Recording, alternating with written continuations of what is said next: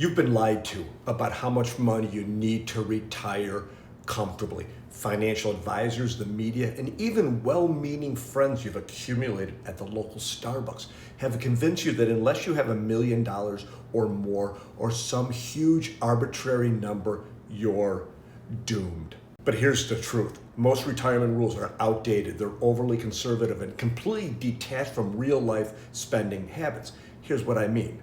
The average 60-year-old has $537,000 saved for retirement, but the median is only $200,000, meaning half of retirees have less than that. And yet millions of people still retire comfortably every day.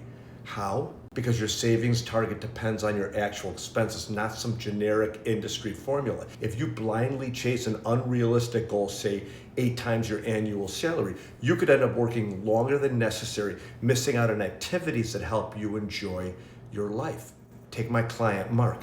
He was convinced he needed $1 million to retire at 60. All he saw, read, and heard was some magic number. But after running his numbers, we realized that between his Social Security benefit, his pension, and a more realistic spending estimate, his real target was much less. So instead of grinding away for another 6 years, he retired at 60. He spent more time taking long walks with his wife that he sometimes enjoyed, and even worked on his golf game. Now I know some of you are skeptical. What if I live to 95? What about healthcare costs? Fair questions. But here's the thing. Most retirees spend far less than they expect. And in this video, I'm going to break down 5 ways that my clients prefer to calculate the real number needed to retire at 60 or earlier than they wanted without sacrificing quality of life. Afterwards, I'm going to briefly share a few things you can do to make any of these spending rules look much better and reduce your risk along the way. Moves big and small that have an outsized impact on your future. Welcome to the Retirement Guide channel. I'm Daryl Rosen. My firm, Securement Wealth, we help people just like you plan for and hopefully enjoy retirement. Hopefully. Here's what I've learned over the years. Many people delay retirement because they think they need some enormous nest egg, and it's often based on an outdated financial formula. But by understanding realistic spending patterns, you may be able to retire sooner than you think or spend more money when you're younger and healthier, which should be everybody's goal. Today I'll share stories about clients whose names I changed for the purpose of these videos, who use all 5 of these spending strategies. Here's how they work. Instead of a traditional 8 times your annual expenses formula, which can lead to unnecessary years of extra work, a more practical target is 6 times your annual spending. Here's a client example, Dave and Linda. Dave and Linda were both 60 and wanted to retire, but they were convinced they needed at least $1 million based on the 8 times rule. Their annual spending was around $100,000, so financial planners kept telling them to wait until they got closer to that, what seemed to be an elusive number. After running the numbers, we factored in their Social Security benefits, lower spending in retirement, and investment income, and their true savings need was closer to $700,000, which they already had.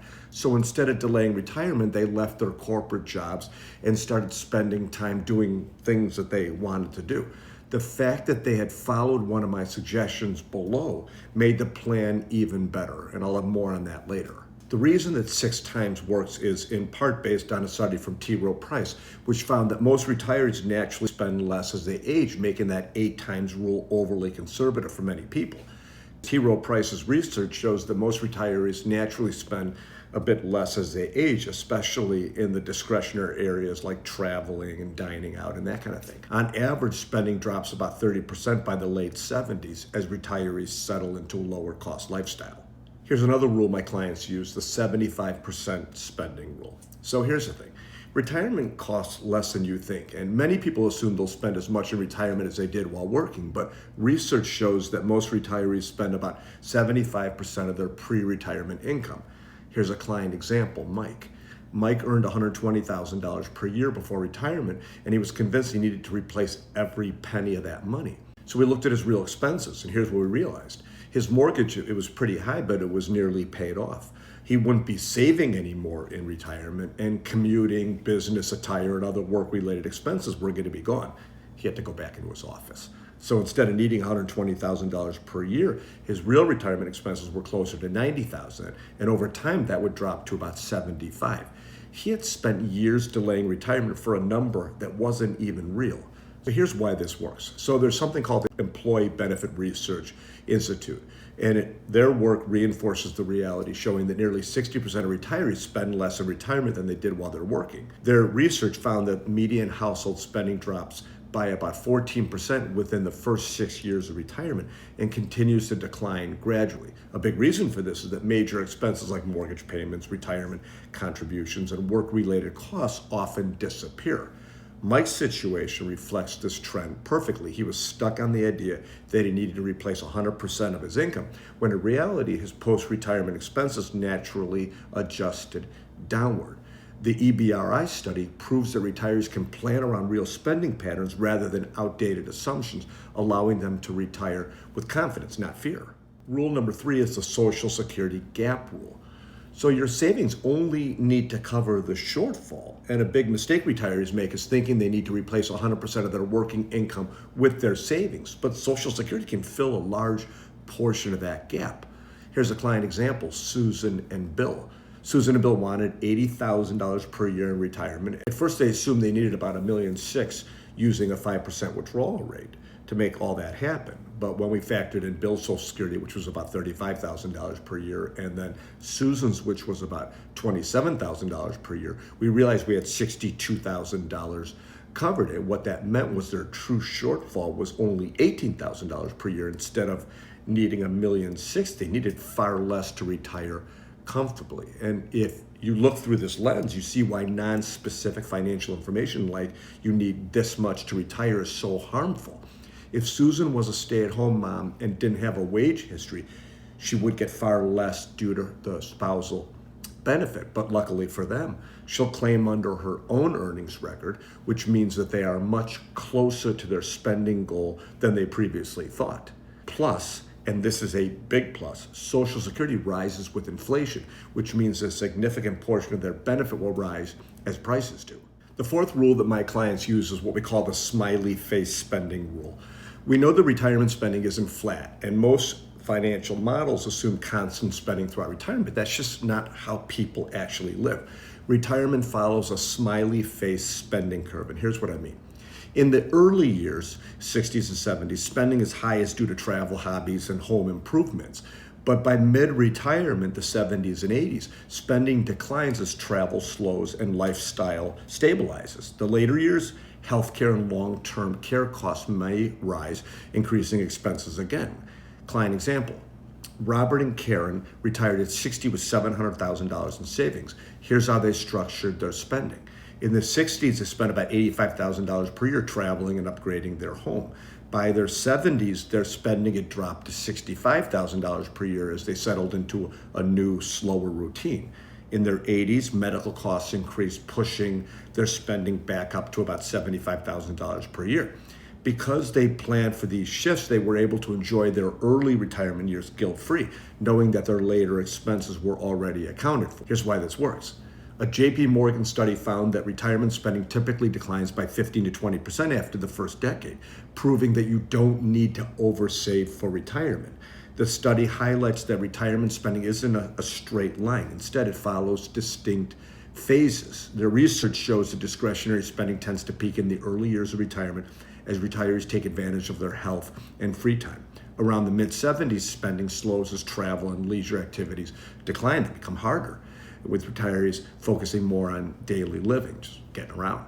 However, in the later years, costs often rise again due to healthcare and long-term care expenses. Understanding this pattern allows retirees like Robert and Karen to spend more freely early on without fear of running out of money later. Instead of oversaving for a future they may never fully experience, this approach encourages retirees to enjoy their healthiest years while still being financially prepared for the later stages of life.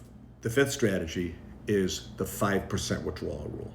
We focus on income, not just savings. So instead of obsessing over a savings target, we think about how much we can safely withdraw each year. A 5% withdrawal rate means every $100,000 saved provides $500,000 a year in income. Client examples, Steve and Janet, both 62, about $800,000 saved. They worried it wasn't enough because they kept hearing about the magic $1 million rule. By following a 5% withdrawal strategy, they structured their income as follows.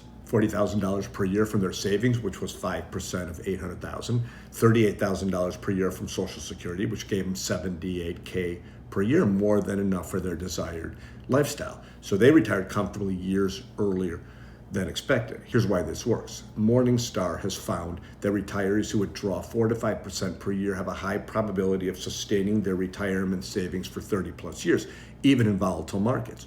One of the best things about the 5% rule is how flexible it is. Unlike strict budgets, for example, when the market is strong, Steve and Janet can take out a little extra for things like travel. When the market is down, they can cut back for a while. This way, they stay in control of their money without feeling stuck in a single savings number. The key is to focus on steady income rather than chasing a big savings goal, because financial security isn't just about how much money you have, but how smartly you use it. Okay, let's get into some suggestions. I want you to be able to spend more money when you're younger and healthy, and often small tweaks can have a giant impact. So here are 3 suggestions. Number 1, I want you to consider long-term care insurance. Long-term care insurance is one of the most misunderstood, in my view, poorly explained parts of retirement planning. Most people get the basic idea. It helps cover the back end of retirement when healthcare costs can skyrocket. It protects against the financial burden of nursing homes or in-home care and assisted living expenses. These kinds of things can quickly drain your savings. But what about the early years of retirement? Most of the spending strategies I've outlined in this video focus on spending cautiously to make your money last, because we simply don't know what our health future holds. Yet for some reason, we insure against nearly every other major risk in our lives, our homes, our cars, even our cell phones. But many people hesitate when it comes to protecting their retirement savings from healthcare costs. Long-term care insurance isn't just about covering worst-case scenarios. It's about giving yourself permission to spend more freely in the early years, knowing you have a safety net in place. And to be clear, not everyone qualifies for long-term care insurance due to health reasons or affordability. But before dismissing it altogether, it's worth understanding how it can fit into your plan, because protecting against this one risk, it might just be the key to enjoying the retirement you've worked so hard for without hesitation. The second way to improve the situation is to work part-time. Picking up a side gig or early retirement can take a lot of stress off your savings. Even if it's 10 or 20K a year, that can really help covering everyday costs and making spending feel a little bit easier. But it's not just about the money, it's the peace of mind, because when you have income coming in, it doesn't feel like you're just watching your nest egg shrink every month. There's more freedom to enjoy retirement without constantly worrying about running out of money or something like that. Maybe you work a few hours a week doing something you enjoy, you pick up a consulting gig, perhaps in the career you had, or turn a hobby into a little extra income.